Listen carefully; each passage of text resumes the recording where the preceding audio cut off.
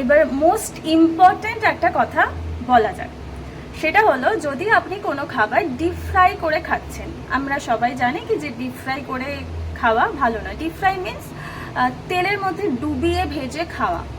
এবার কিছু কিছু রেসিপি আছে যেটাকে ডিপ ফ্রাই করেই খেতে হয়।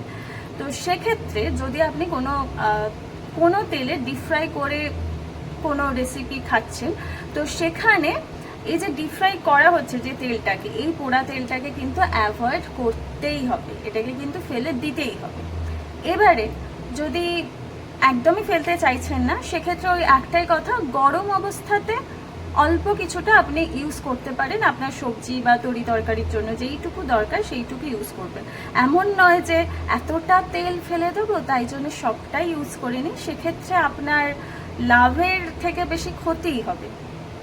সেই জন্যে অল্প কিছুটা তেল গরম অবস্থাতে আপনি ইউজ করে নিতে পারেন।